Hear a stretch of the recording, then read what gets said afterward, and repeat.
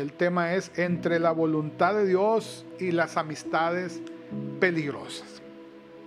Interesante el tema, ¿verdad? Entre la voluntad de Dios y las amistades peligrosas. Dios nos habla, hermanos, siempre a través de su palabra. Dios nos desafía a través de su palabra. Dios nos bendice a través de ella.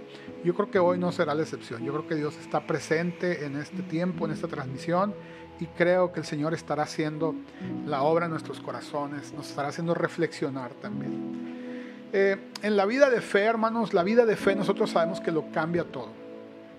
Cambia nuestra vida diaria, nuestra manera de pensar. La vida de fe debe de cambiar nuestros hábitos y actitudes. Jesús dijo en su palabra: si alguno no está dispuesto a dejar padre y madre por seguirme a mí, no es digno de mí. El Señor no le está pidiendo que usted abandone a su papá o a su mamá, pero sí le está hablando de aquellas cosas tan valiosas que son el origen de lo que nosotros somos ahorita, por ejemplo. Porque padre es eso, el que engendra, ¿verdad? Y madre es la que concibe la vida. Entonces, Dios nos da vida a través de nuestros padres, y estos padres nos concibieron a nosotros. Entonces también hay muchos hábitos, actitudes, formas de pensar que han concebido lo que nosotros somos ahora. Por eso el Señor dice: si no estás dispuesto a dejar eso para seguirme a mí de acuerdo a mi voluntad, no eres apto, no eres digno de mí. Está muy fuerte, muy interesante, pero el Señor se lo dijo al joven rico también. ¿Qué tengo que hacer para ser salvo? Le dijo: cumple los mandamientos. Ok, yo ya tengo una religión, dijo él. Yo desde niño he ido a la iglesia, desde niño he hecho las cosas bien. Tal vez no sea la historia de todos, pero era la historia de este hombre, de este joven rico que la Biblia dice. Y entonces el Señor le dice: ok, entonces despójate de todo lo que tienes y luego me sigues. Dice la Biblia que se puso muy triste porque era dueño de muchas posesiones, es decir, tenía muchas cosas que para él eran valiosas. Y para nosotros, nuestro papá y nuestra mamá son muy valiosos, y ellos nos engendraron. Entonces hay muchos hábitos y muchas actitudes y muchos pensamientos que no queremos dejar porque ellos nos engendraron, han hecho de nosotros lo que somos. Pero el Señor nos dice que hay malos hábitos, malas actitudes, malas preferencias, malos pensamientos, placeres, gustos, que es necesario dejar atrás, ¿verdad? Porque son algo que no nos va a servir en el reino de Dios. Pero mire qué importante es esto. Uno de los asesinos más silenciosos de la fe, pero muy efectivo, son las malas amistades. ¿Sabías tú que elegir nuestras amistades en el reino de Dios es clave para el desarrollo de nuestra vida de fe? La Biblia nos dice claramente: las malas amistades corrompen las buenas costumbres. Lo bueno que has venido empezando a hacer, los buenos hábitos que has venido empezando a tomar, las buenas actitudes que has venido empezando a adoptar, los buenos pensamientos que has empezado a colocar en tu cabeza, en tu mente, pueden ser corrompidos por malas amistades. Esto pasa mucho cuando vamos nosotros a los centros de recuperación, de rehabilitación. Nosotros les decimos mucho a los muchachos esto: si tú quieres un cambio, necesitas cambiar tu círculo social, necesitas cambiar las conexiones que tú tienes, necesitas cambiar los espacios en los que te mueves, los lugares que frecuentas, las actividades en las que tú te envuelves. Por eso la palabra de Dios nos enseña que hay lugares donde los hijos de Dios no debemos de ir, y te puedes sentir muy fuerte y te puedes sentir muy liberal y puedes sentir que eres muy capaz, pero la palabra de Dios nos dice que hay lugares donde nosotros no debemos de estar. Incluso nos dice que hay conversaciones en las que ni siquiera nos debemos de meter, que en cuanto las escuchemos debemos de salirnos de ahí, debemos de movernos de ahí. Los dobles sentidos, los chismes, las injurias, las burlas, tenemos que salirnos de ese tipo de conversaciones. Y hay lugares donde nosotros no debemos estar. Si alguien tenía alguna duda, pues esta palabra de Dios viene a reforzarle esto. Entonces, hay un personaje en la Biblia que se llama Josafat, y él aprendió una lección muy, muy, muy interesante respecto al lugar, a la posición donde debería de estar y con quién debería de estar. La palabra de Dios nos narra sobre este rey en 1 Reyes 22 y en 2 de Crónicas 18. Pero empieza la historia cuando Josafat llega al palacio y todo el mundo empieza a gritar: viva el rey de Judá y viva el rey Josafat.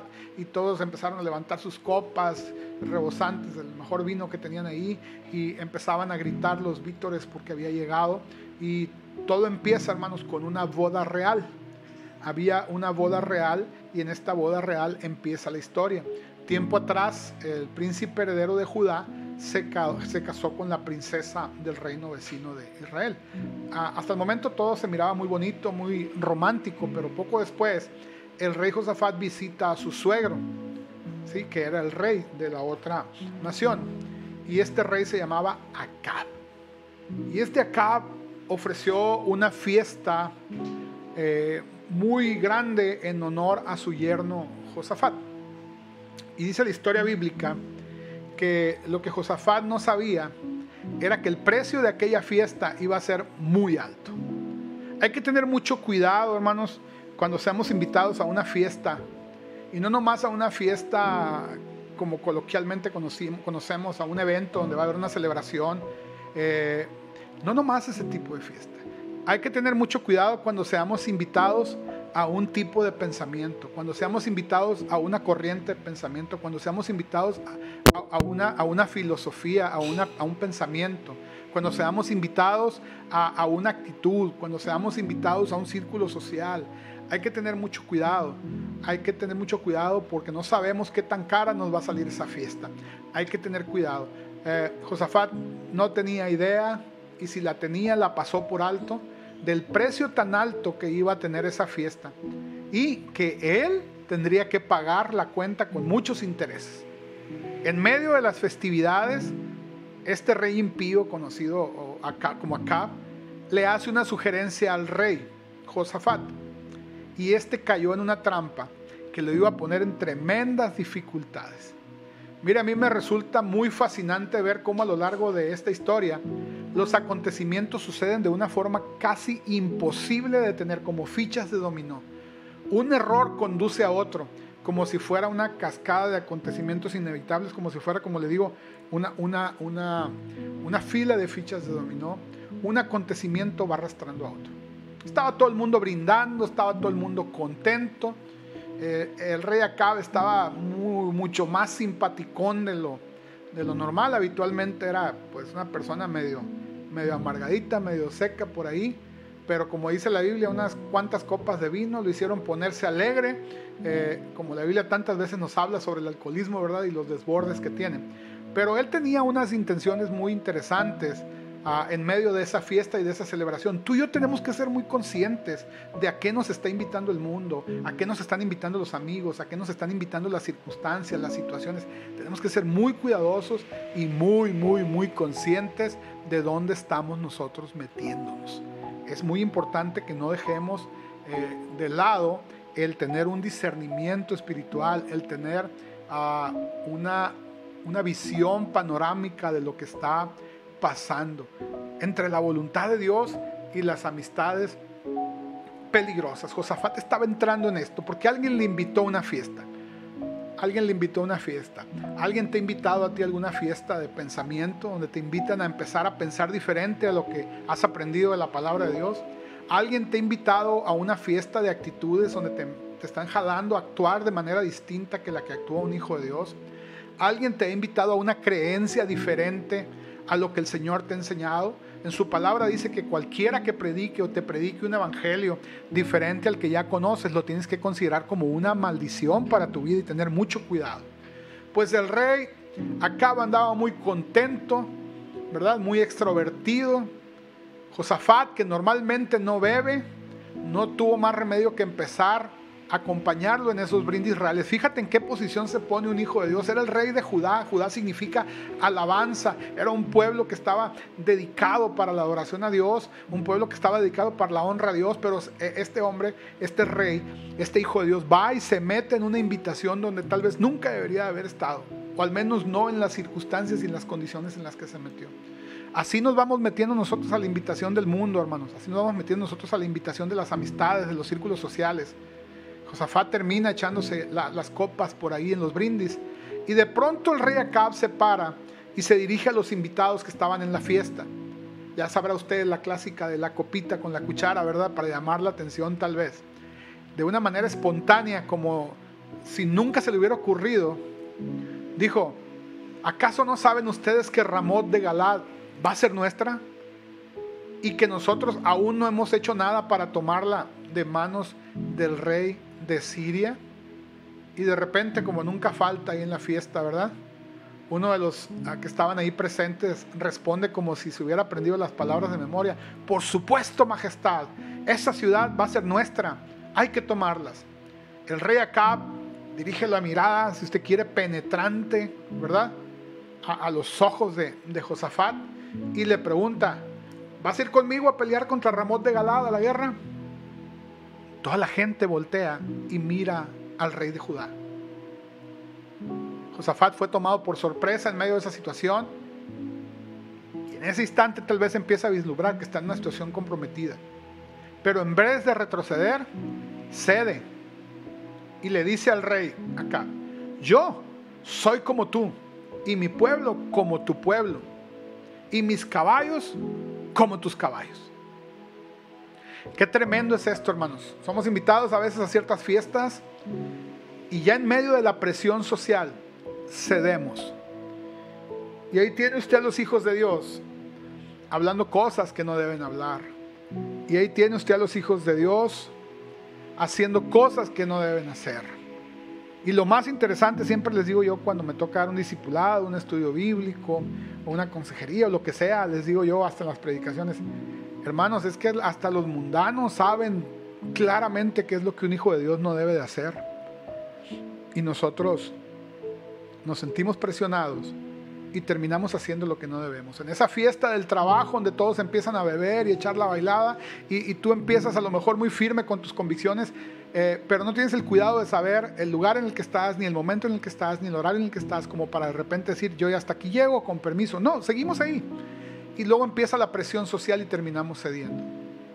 Ese noviazgo que no tiene cuidado de cómo se trata entre sí, de cómo se expresan el afecto, que están solos en los lugares donde no deben de estar solos, que se permiten tratos y cariños más allá de lo que debería de ser prudente en un noviazgo cristiano. Ya ni siquiera estoy hablando del noviazgo fuera de la vida en Cristo.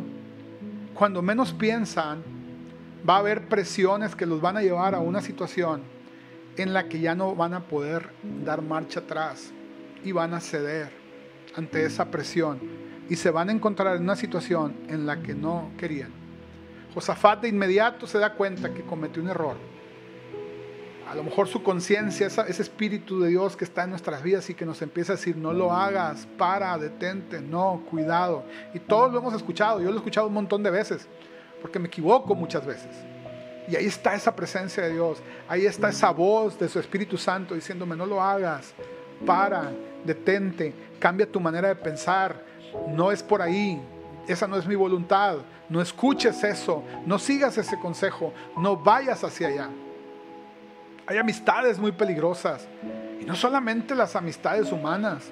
A veces tenemos amistades con ciertas filosofías, con ciertas formas de pensar, con ciertas prácticas. Tenemos a lo mejor una amistad muy buena con la música, con letra secular que no habla de Dios, y nos empieza a seducir y nos empieza a convencer de muchas cosas. Es que la vida del cristiano es una integralidad. Por más difícil que te parezca y por más exagerado que te parezca, Dios quiere llevarte a un estatus de pureza, de crecimiento. Ahí nos quiere poner el Señor, y muchas veces nos habla esa vocecita. A mí me ha hablado muchas veces, otras me ha pegado unas pelas cuando ya me fui de paso y de repente hice algo, dije algo que no debería haber dicho. Ahí está el Señor redarguyéndome, y esto yo creo que le empezó a pasar a Josafat cuando se dio cuenta que había sido presa de una invitación que a lo mejor no debió haber aceptado, y si la aceptó, a lo mejor debería de haber tenido límites y no los puso, y luego dijo cosas tan tremendas. Le está diciendo a un rey pagano, a un rey impío: yo soy como tú, le dice. Fíjate bien, a veces cuando estamos en medio de la gente que no conoce de Cristo, que no ama al Señor, o que simple y sencillamente ha decidido no respetar a Dios, terminamos diciéndole: yo soy como tú, no te preocupes, somos iguales. Cuando en su palabra el Señor claramente nos dice que no es así, que Él nos sacó de las tinieblas a su luz admirable. Nos sacó del lodo cenagoso, del pozo de la desesperación. Y aunque tiene también otro contexto sobre la tristeza y los problemas, también habla de la vida sucia que llevábamos antes sin Cristo. Nos trae a una vida de luz, a una vida de pureza. Nosotros ya no podemos hablar igual, ya no podemos tener los mismos hábitos, no podemos tener las mismas actitudes, los mismos arranques que teníamos cuando estábamos en el mundo. Ya no podemos tener la misma lengua que teníamos cuando estábamos en el mundo. Ya no podemos, y lo voy a decir y lo tengo que decir, no podemos vestir igual como cuando andábamos en el mundo. Yo no puedo vestirme con camisetas que tengan señales obscenas. Yo no puedo vestirme con ropa que haga apología al delito y a tantas cosas. Yo no puedo hacer eso, no debo como hijo de Dios. Yo no soy como tú, debería haber dicho Josafat. Pero él dijo, no, yo soy como tú, le dice al rey impío. Y así le estamos diciendo nosotros al pecador, ven a la iglesia, no pasa nada, yo soy como tú. Y entonces la obra redentora de Jesús, ¿dónde queda? Y lo que Cristo ha hecho por nosotros, ¿dónde queda? Y esa nueva criatura, y esas nuevas vestiduras, y ese renacer, ese nuevo nacimiento, ese cristiano que va en aumento hasta que el día es perfecto, ¿dónde queda? Si entonces seguimos siendo como el que no conoce de Dios, o como el impío. Ahora Josafat no solamente se compromete él, compromete a su pueblo, compromete a Judá. Y le dice, yo soy como tú. ¿Y sabes qué? Mi pueblo también es como tú. Le está diciendo dos cosas. Somos iguales en todo. Y aparte, te respaldamos en todo lo que tú decidas. En todo lo que tú hagas. En todas tus tendencias. Hacia donde tú vayas, nosotros te respaldamos. Hermanos, la Biblia dice que tenemos que tener cuidado con esto. Yo soy como tú y mi pueblo es como tu pueblo, le dice. Y todavía dice mucho más allá. Y mis caballos como tus caballos. Las herramientas de guerra, las batallas, las habilidades, los dones, los talentos que Dios me dio, dice Josafat, también están a tu disposición, querido rey Acab, rey impío. Híjole, hermanos, qué tremendo. El que tenga oídos para oír, vamos escuchando esta palabra, porque vean lo que sucede cuando no establecemos límites. Vean lo que sucede cuando no sabemos decir, no, discúlpame, como ser humano valemos lo mismo delante de Dios, pero yo ya soy su hijo, porque a los que creen en su nombre, a ellos les da la autoridad, les da la potestad de ser llamados hijos de Dios. Y mi pueblo no es como tu pueblo. Discúlpame mundo, discúlpame sociedad. Quieres meter a la idea de la gente que la iglesia está corrompida y que toda la gente es mala y que es villana y que bla bla bla y que todos somos unos seres trozados, partidos por la mitad y que por eso estamos ahí. Discúlpame, la Biblia dice que nosotros somos pueblo, somos real sacerdocio, somos nación santa, somos pueblo adquirido por Dios para que anunciemos las virtudes de aquel que nos llamó de las tinieblas a su luz admirable. Esto es Biblia, hermano. No es una ocurrencia, no es religiosidad, esto es Biblia. Somos un pueblo nuevo, un pueblo diferente, y como tal tenemos que ser distintos. Josafat debería de haber marcado la diferencia, en medio de esa reunión, pero él dice, no, yo soy como tú, no te preocupes, somos iguales. ¿Y sabes qué?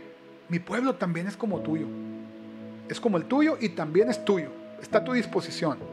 Cuando nosotros adoptamos una invitación a una forma de pensar, a una actitud, a un mal pensamiento, a un mal hábito, cuando empezamos a correr para la vida mundana, no solamente nos estamos comprometiendo nosotros, no solamente nos estamos ensuciando y contaminando y metiéndonos en un lugar y en una posición que no debemos nosotros, nos estamos llevando a nuestra familia también.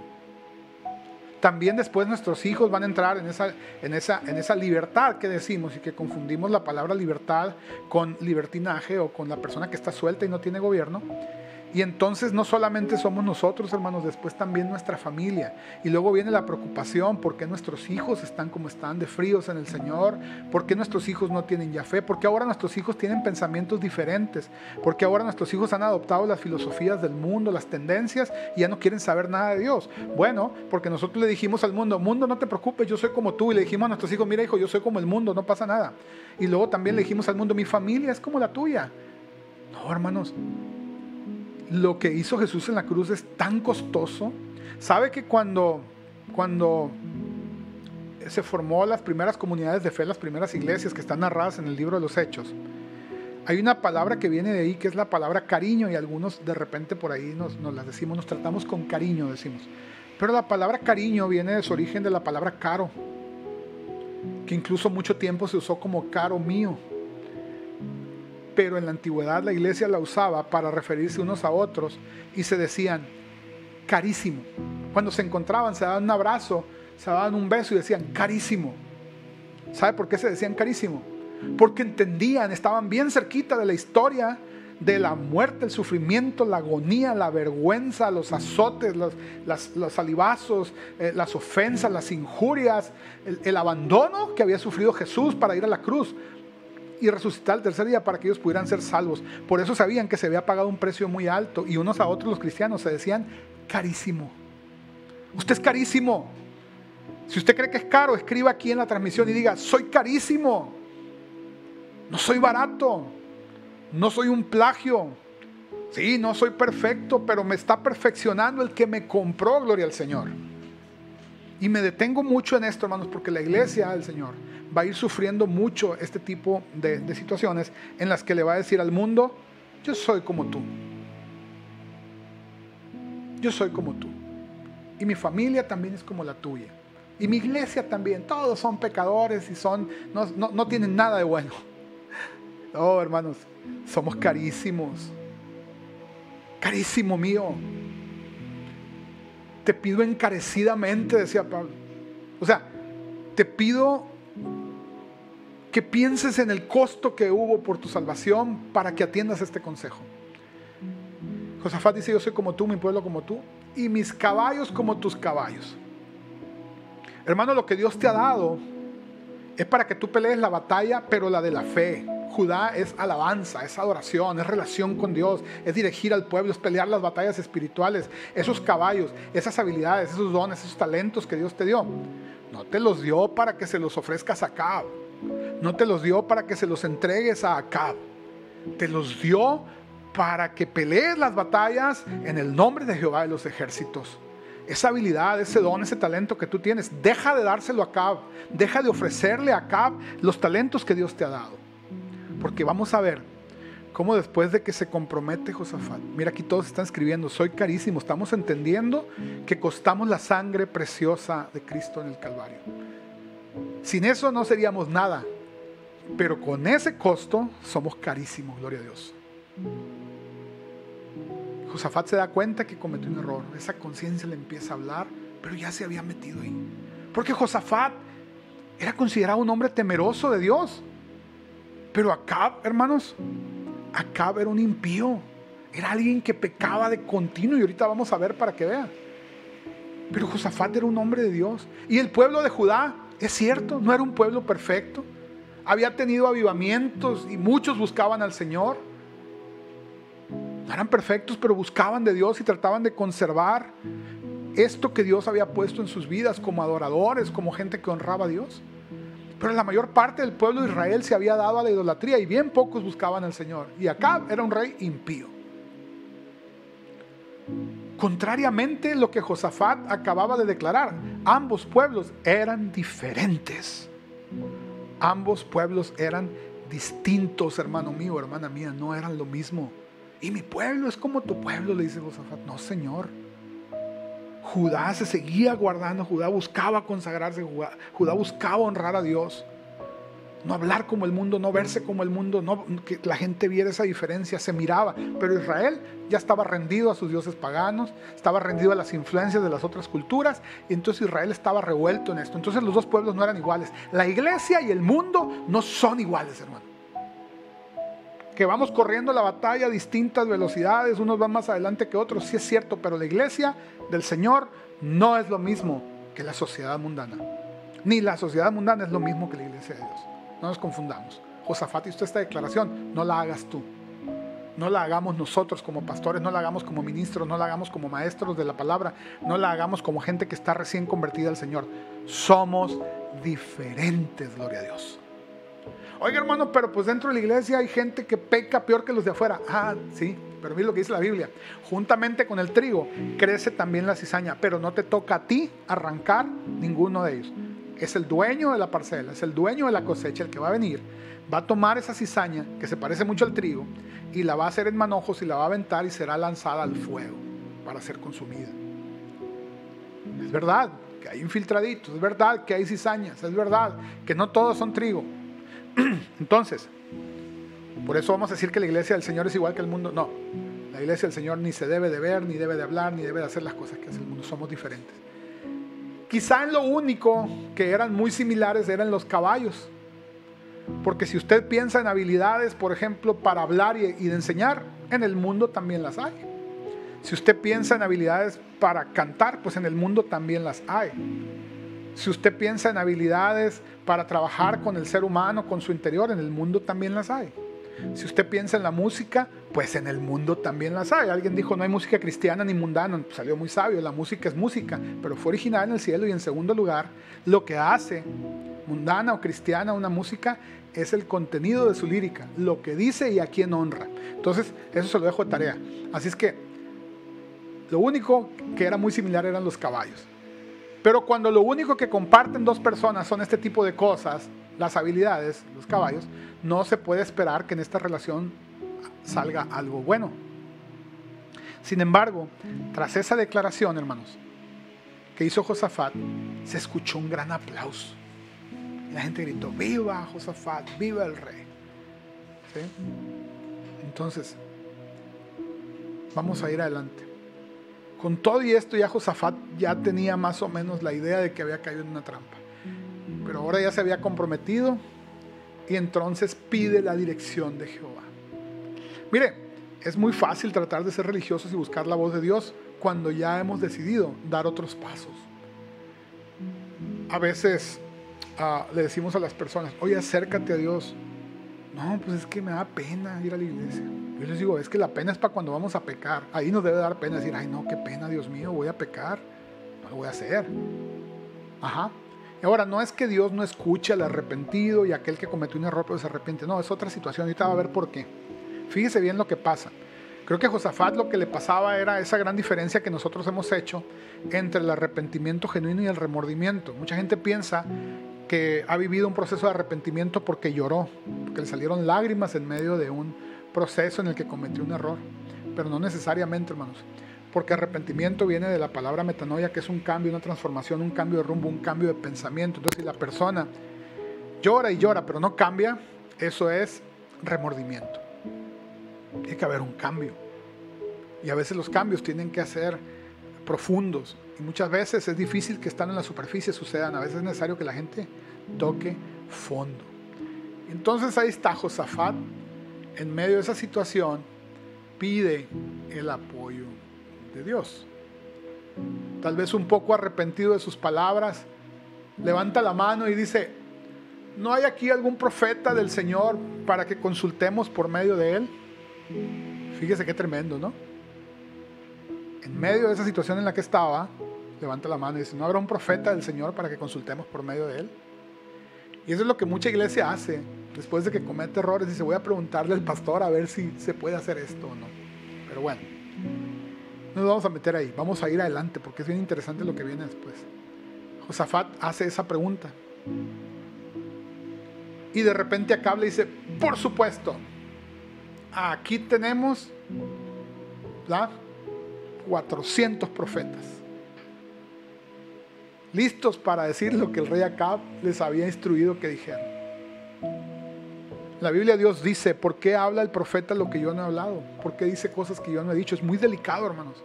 Y aunque ahorita el oficio profético no hay, el don profético sí existe y tenemos que tener mucho cuidado de no decir cosas que sean de nuestros pensamientos o nuestras emociones. Acab tenía listos 400 profetas para profetizar lo que quisieran escuchar. Y a lo mejor Josafat andaba buscando por ahí de repente a alguien, pero ya Acab tenía listo a alguien que le respondiera a Josafat. Luego hacen un trono improvisado y rápidamente y empiezan a traer profetas ahí. Profetas, dice, de 20 hileras, ¿verdad? 400 profetas en hileras de 20 en 20. Imagínense aquel espectáculo de 400 profetas ahí acomodados de 20 en 20. A lo mejor Josafat jamás había visto tantos profetas de Jehová en su vida, ¿no? Y de Jehová lo digo entre comillas. Y menos aún reunidos de esa manera. Y esos profetas que estaban ahí, hermanos, parecían que habían salido de una fábrica, acomodaditos y bien alineados. Entonces Acab se pone en pie y dice con voz fuerte, ¿qué dicen? ¿Iré a la guerra contra Ramot de Galad o la dejo a un lado? Mire, los 400 le gritaron de un trancazo, como si fuera coro de niños. Sube, porque Jehová te entregará esa ciudad en tus manos. Y todos repiten esta frase y Josafat los escucha hablar de Jehová. Pero hay algo que no le convence, hermanos, porque cuando un hijo de Dios, una hija de Dios está metida en una situación así, debe tener discernimiento. Discernimiento, tiene que entender qué es lo que pasa. Mucha iglesia, mucho hijo de Dios no busca el discernimiento, no busca la sabiduría de parte de Dios, y es donde normalmente nos truena. Y Josafat dice, algo no está bien. Estos profetas no tienen el aspecto ni el proceder que normalmente tiene un profeta de Jehová. ¿Qué voy a hacer?, dice Josafat. Se da cuenta que está metido en una situación bien difícil. Yo creo que usted está entendiendo a Josafat, y yo también lo estoy entendiendo, porque yo también me he llegado a meter a veces en situaciones así, por mis ideas, o por de repente no escuchar esa voz de Dios, o de repente porque escuchamos las voces de las amistades o de otros pensamientos, de otros estilos de vida, etcétera, etcétera. ¿Qué haré?, dice. Algo le dice que está mal en eso, y de repente dice Josafat, discúlpame, rey, aprecio mucho la opinión de sus 400 profetas, pero para estar absolutamente seguros, ¿no hay aquí algún profeta de Jehová por el que consultemos? Y el rey Acab responde, pues ahí está un varón, el cual podríamos consultar, por el cual podríamos consultar a Jehová, es Micaías, hijo de Imla. Pero fíjese lo que dice el rey impío, pero yo le aborrezco, porque nunca me profetiza bien, todo el tiempo me está diciendo cosas malas. Es decir, el rey quería a alguien que le dijera lo que él quería escuchar, porque era un impío. Él quería decirle a Dios lo que Dios le tenía que hablar. Y entonces aquí, hermanos, vemos claramente que Josafat no estaba conforme, y este impío le dice, yo aborrezco a ese profeta de Jehová, porque nunca me profetiza bien. Y hay que tener cuidado con esto, hermanos. La palabra de Dios sí nos sana, sí cura las heridas, sí nos bendice, pero también está ahí para redarguirnos, para instruirnos en justicia, para perfeccionarnos, para moldearnos, para trabajar con nuestros defectos de carácter, con nuestros errores, con nuestras fallas, nuestras imprecisiones, con nuestros malos conceptos de lo que es la vida en Cristo, para ayudarnos a dejar esos viejos hábitos, esas viejas actitudes, esos viejos pensamientos, para lograr salir de ese lugar en el que a veces nos hemos metido por nuestra falta de prudencia, de discernimiento, lo que usted quiera. La palabra de Dios es como una espada de 2 filos que penetra, y cuando algo penetra duele, y a veces no nos gusta que nos duela, no nos gusta la incomodidad, y le llamamos pedradas a las predicaciones que son para edificar, para construir, para desafiar, para cambiarnos. Entonces, en esa pausa, yo imagino yo a este rey acá diciendo, es que a mí me gusta la gente positiva, la gente que habla cosas bien, que mira hacia el futuro optimistamente, no que anda viendo todo de manera derrotista. Pero no te preocupes, dijo Josafat, vamos a traer a Micaías. Van y lo traen, y llega Micaías y mira al sirviente con tristeza, y Sedequías le dijo, por favor, profeta, sé positivo como los demás profetas, di lo mismo que los otros, el rey se va a quedar contento y te va a retribuir con un obsequio. Micaías lo mira y le dice, ¿cómo piensas que le vas a decir a Dios lo que tiene que hablar? Y mucho menos cómo me vas a decir a mí como profeta qué es lo que tengo que decir. Y Micaías responde y dice, vive Jehová, que lo que Jehová me ha hablado, eso es lo que voy a decir. Al entrar Micaías, el rey Acab hace la misma pregunta que les hizo a los 400 profetas. ¿Iremos a pelear contra Ramot de Galad o desistiremos? Silencio profundo.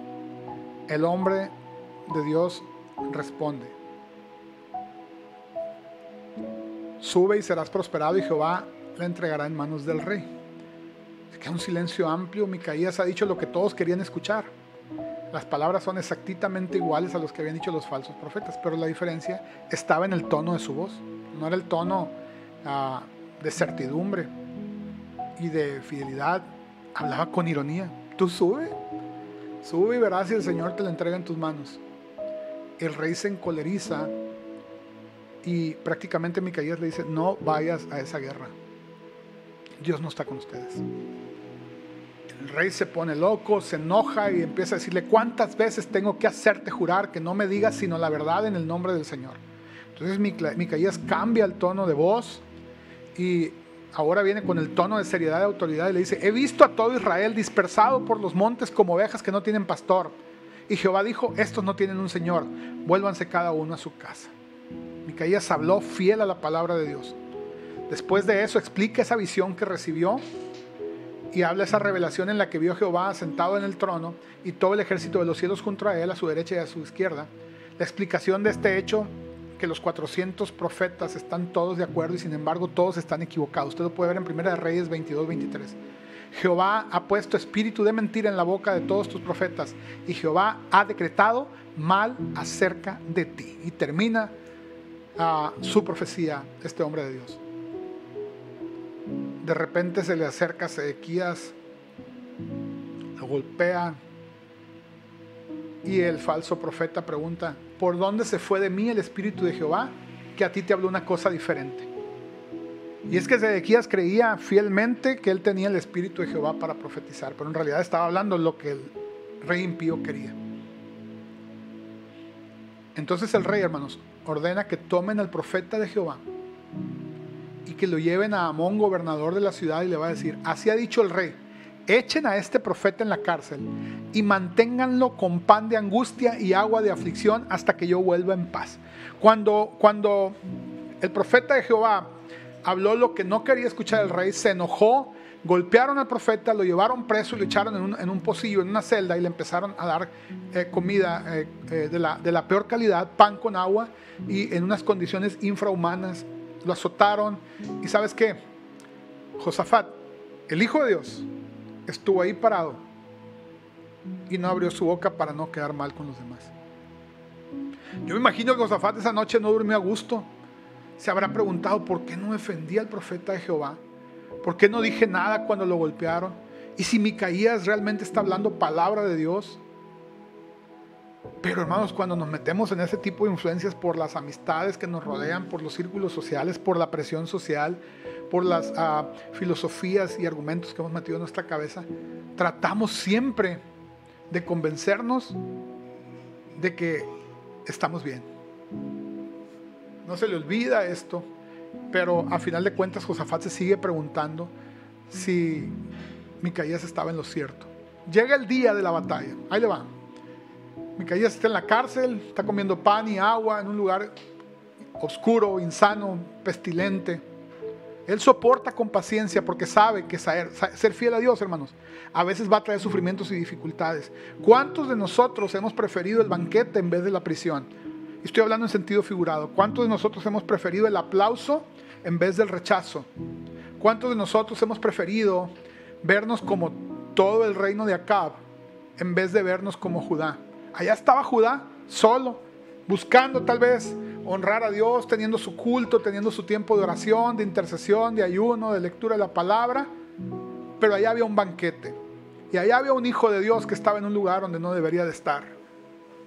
Está grueso, ¿verdad? Está interesante. Cuando los ejércitos están listos para entrar en la batalla, fíjese lo que le dice acá: hermano Josafat, ya en su mentalidad traía algo este malvado. No vaya a ser que la profecía de Micaías, le dijo, vaya siendo cierta. Yo me voy a disfrazar de soldado raso, pero yo te voy a dar a ti la oportunidad de que tú lideres los 2 ejércitos. Híjole, qué tremendo, todavía va más allá este asunto. Y Josafat termina diciendo: ok, me parece bien. ¿Por qué no podemos decir que no?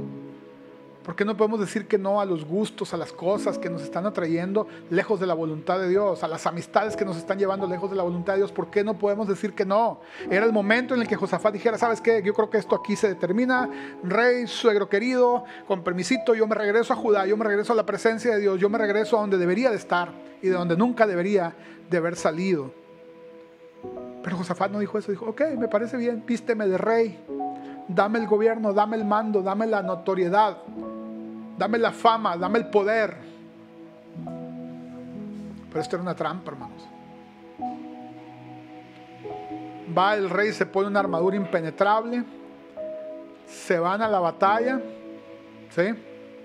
Arrancan, y mientras que Josafat se va dirigiendo a los ejércitos hacia la batalla, este rey agarra para otro lado y se pone allá arriba en la loma, en una colina, y empieza a observar la escena. Porque eso es lo que pasa con aquellas personas que luchan y luchan y luchan por alejarte de la voluntad de Dios. Eso es lo que pasa con aquellas circunstancias, con aquellos círculos sociales, con aquellos hábitos, pensamientos que luchan por sacarte de la presencia de Dios. Eso es lo que sucede. Cuando ya tú entras en la batalla y cuando estás arriesgándolo todo, ellos se mantienen lejos, se mantienen aparte. Yo les pregunto cuando vamos a los centros de rehabilitación, muchachos, de todos aquellos que andan con ustedes, ¿cuántos los han venido a ver? En la prisión, cuando me ha tocado ir a predicar, les digo, ¿cuántos los han venido a ver de los que hacían las cosas divertidas junto con ustedes o las cosas que estaban mal? Ninguno. El rey desde una colina allá en la distancia, porque así es el enemigo de nuestras almas. Nos distrae, nos saca de la voluntad de Dios, nos lleva a una posición de riesgo y él se mantiene seguro, mientras que nosotros lo hemos perdido prácticamente todo. Allá está Acab y empieza la batalla. Y la palabra de Dios nos dice en 2 de Crónicas 18:31 que el rey de Judá, Josafat, empieza a verse rodeado. Mientras Acab está allá en la cima, mientras Acab está en la colina con una coraza, metido detrás del carro de su caballo, con su jinete, allá está el rey arriba, el rey de Judá, el hijo de Dios, aquel que debería estar consagrado allá con Judá, adorando a Dios, aquel que debería estar en la presencia del Señor, el que debería estar orando, el que debería estar ayunando, el que debería estar profundizando en la palabra de Dios. Allá anda metido en una batalla que no le tocaba por haber ido a una fiesta donde nunca debió de ir, por haber estado en un pensamiento donde nunca debería haber estado, por haberse relacionado con gente con la que nunca se debería haber relacionado. Y nosotros estamos siempre luchando, hermanos, en nuestra vida diaria como creyentes, por estar de acuerdo en el tema entre la voluntad de Dios y las malas amistades. Todo aquello que nos distrae del Señor.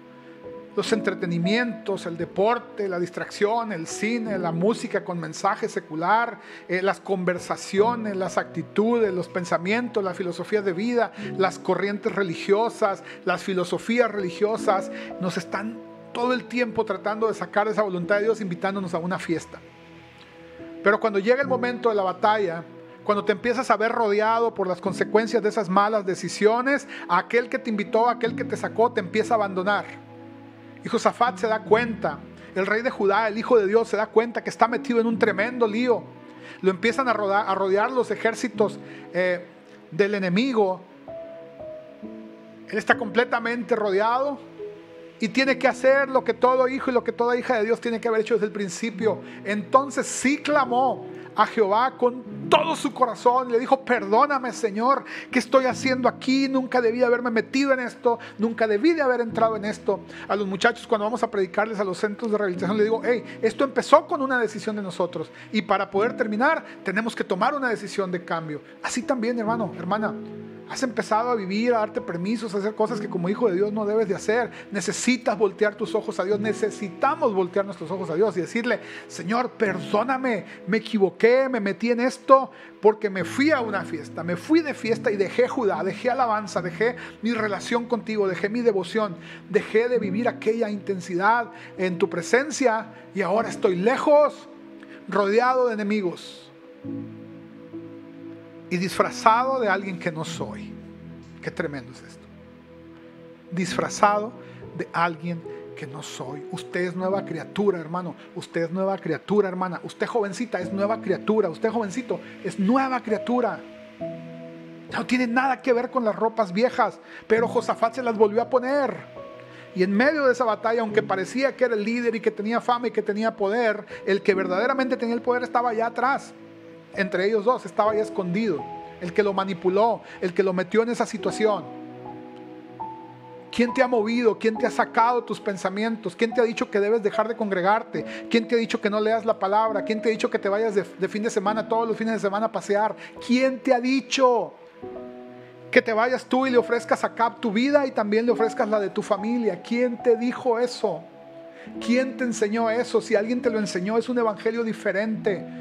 Deséchalo y dile al Señor: perdóname, Señor, estoy en una posición completamente de riesgo.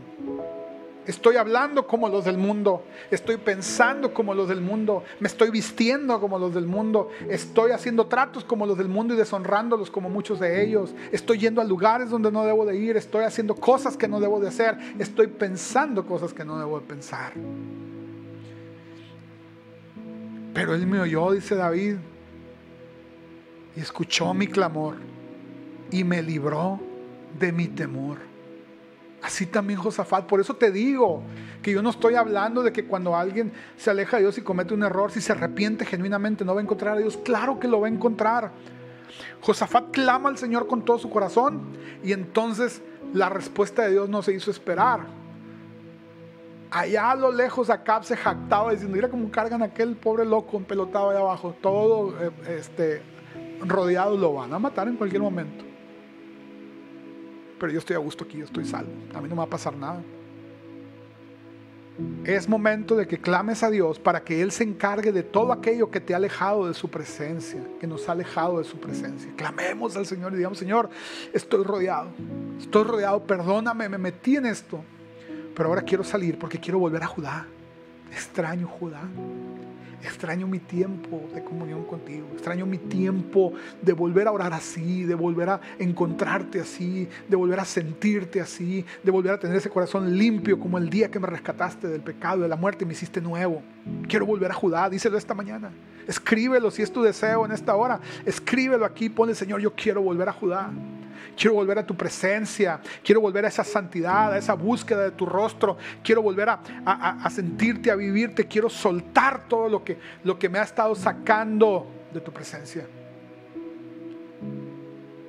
Todas esas pensamientos, filosofías, actitudes con las que me amisté, los quiero dejar y quiero volver a Judá. Pídeselo. Porque cuando Judá pide esto, Josafat pide esto, Jehová oye, gloria al Señor. A cierta distancia, un arquero enemigo prepara su arco, lo tensa, y ¿sabes qué? Alguien diría, como por obra de la casualidad, pero no es así. Dios no es un Dios de casualidades. Dios es un Dios de propósito, y es un Dios de respuesta, y es un Dios de poder. Ese arquero del enemigo tensa el arco y lo suelta, y viaja la flecha, y viaja la flecha, y viaja la flecha por el aire. Pero esa flecha no va sola. Esa flecha no va al azar. Esa flecha es la respuesta a la oración de un hijo de Dios arrepentido, de una hija de Dios arrepentida, gloria al Señor, que entiende que se metió en una situación en la que nunca debió haber entrado. De deudas, una situación de inmoralidad en los pensamientos, de inmoralidad sexual, una situación de ira, en una situación de cada cosa en la que nos metemos. Pero va esa flecha volando y no va sola, y no la lanzó ese arquero. Esa flecha lleva la dirección de un Dios poderoso que está respondiendo a la oración de un hijo que se acaba de arrepentir, gloria al Señor. Y yo me imagino esa flecha como las flechas que ahora nosotros conocemos como misiles, que van dirigidas y completamente van cambiando y se van acomodando al rumbo, porque como si tuviera voluntad propia empieza a subir y de repente empieza a bajar con toda la fuerza que puede ser posible, impulsada por la mano poderosa de Dios que responde a sus hijos. Y entonces, hermanos, dice la palabra de Dios que mientras Acab se reía, mientras el impío disfrutaba de haber sacado al Hijo de Dios de su posición y haberlo puesto ahí, ese Hijo de Dios oró con arrepentimiento, y de repente esa risa burlona de ese impío se detiene, y de repente la risa burlona del enemigo se detiene. Y de repente la risa burlona de ese mal hábito que todos los días nos pone en esta situación se detiene, porque esa flecha, gloria al Señor, de repente hace impacto en la vida de Acab allá en aquella montaña donde estaba, gloria al Señor. Y voltean rápido, y ¿qué sucede? Y la sangre, y empieza a írsele la vida a este malvado que metió al Hijo de Dios en esto. Y entonces de repente dice la palabra de Dios que dicen: oye, no hay aquí ningún enemigo. ¿Cómo fue esto?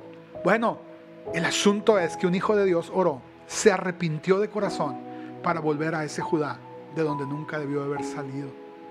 Acab comprende que su carro de guerra no puede salir de la batalla. Esa batalla arreció ese día, segunda de Crónicas 18:34.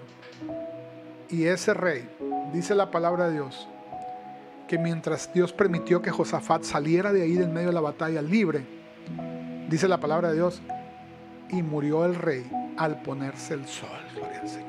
Yo no sé cuál sea ese mal hábito, ese mal pensamiento, esa mala actitud, ese camino equivocado que hemos tomado, esa filosofía de vida, esa música que estamos oyendo, ese cine que estamos viendo, esas conversaciones en las que estamos participando, esas ideas que estamos metiendo en la cabeza. Yo no sé cuál sea, pero si tú y yo oramos esta mañana y le decimos, Señor, si yo tengo que elegir entre tu voluntad y las amistades peligrosas, yo te elijo a ti, Señor. Yo elijo a Judá, gloria al Señor. Los términos son muy serios, hermanos.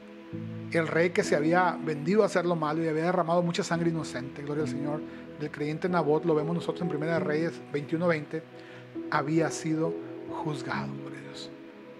Josafat sabe que Dios no está contento con que él haya tomado esas decisiones, pero él oró a Dios y le dijo, quiero volver a Judá, quiero volver a tu presencia.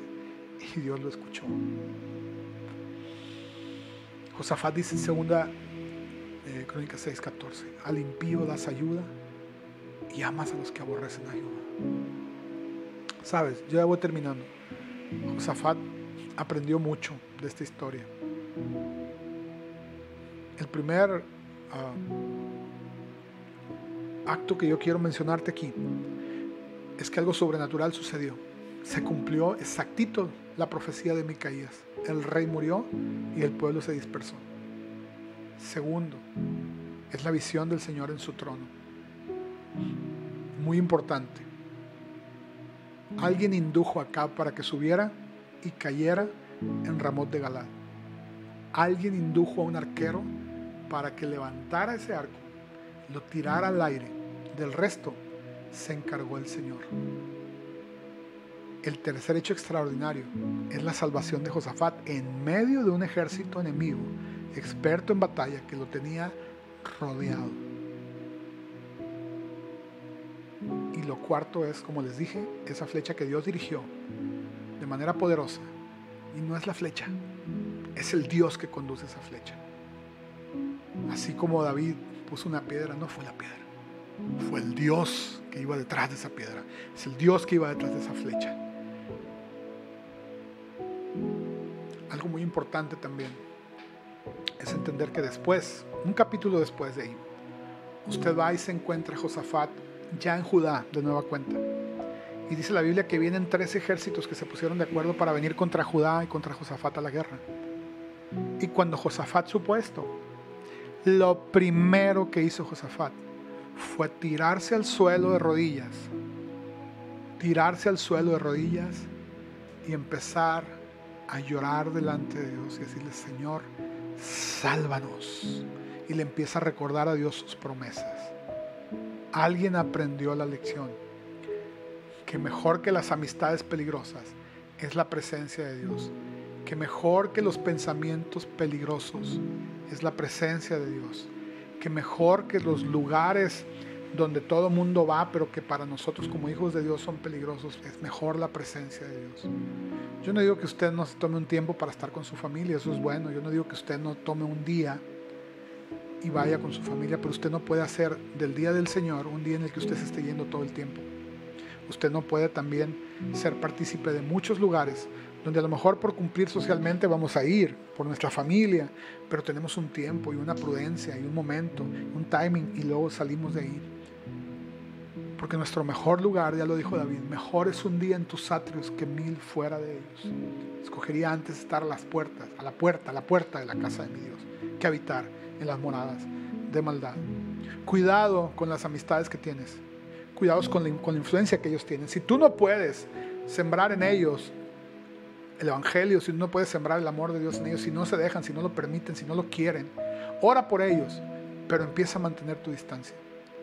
Cuidado con los lugares a donde vas. Cuidado con los pensamientos que metemos en nuestra cabeza. Cuidado con las filosofías que metemos en nuestra cabeza. Cuidado con no meter a nuestra mente palabra de Dios. Cuidado con darle más prioridad a la música con letra secular que nos habla de pasiones, de sexo, de adulterio, de fornicación, de muerte, en vez de escuchar canciones que Dios ha dictado también para que nosotros seamos edificados en ella, donde hablemos de la relación con Dios, de la relación con la iglesia, de la relación con su palabra. Cuidado con las amistades peligrosas. Yo termino, hermanos, esta hora y quiero hacer una oración por cada uno de los que estamos aquí en esta hora y decirle: Señor, gracias por tu palabra. Hoy, esta mañana, yo elijo tu presencia, yo elijo tu voluntad. Si tengo que elegir entre tu voluntad y las amistades peligrosas, elijo tu voluntad. No quiero ponerme en esas situaciones de riesgo. Y Señor, si he llegado muy lejos, hoy quiero decirte que me saques de aquí y me devuelvas a tu presencia.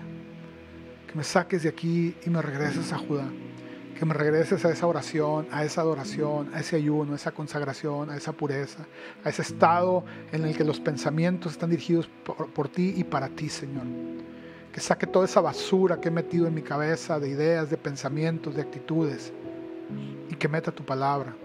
Que regrese, Señor, al origen de mi fe, a mi primer amor, Señor, a ese tiempo de intimidad contigo que nada ni nadie lo suple.